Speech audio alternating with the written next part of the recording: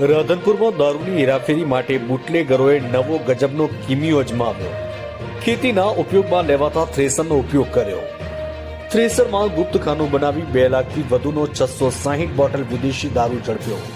રાધનપુરમાં એલસીબીની કાર્યવાહી, એક શખ્સની કરાઈ ધરપકડ. પાટણ જિલ્લામાં વિદેશી દારૂની હેરાફેરીમાં બુટલેગરો નવો કિમિયો સામે આવ્યો છે. રાધનપુરમાં ટ્રેક્ટરના થ્રેસરમાં ગુપ્તખાનું બનાવી ભારતીય બનાવટના વિદેશી દારૂની હેરાફેરી કરતો બુટલેગર ઝડપાયો હતો. રાધનપુરમાં ખેતીના ઉપયોગમાં લેવાતા થ્રેસરમાં દારૂની હેરાફેરી કરતો કિમિયો સામે આવ્યો.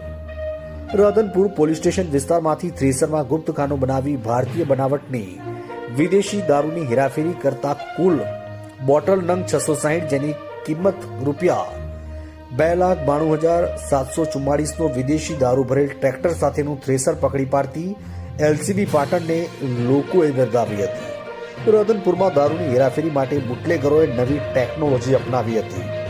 ખેતીના ઉપયોગમાં લેવાતા થ્રેસરમાં દારૂની હેરાફેરી કરતો હતો ત્યારે પાટણ જિલ્લા એલસીબીએ 2 લાખ ઉપરાંતનો દારૂ ઝડપી પાડ્યો હતો. અને દારૂની હેરાફેરી માટે બુટલેગરનો આ ગજબનો કિમિયો કહેવાય કે ટ્રેક્ટરમાં વિદેશી દારૂની હેરાફેરી થઈ રહ્યાનું સામે આવ્યું હતું, જેમાં વિદેશી દારૂ સાથે પોલીસે એક શખ્સની ધરપકડ કરી હતી.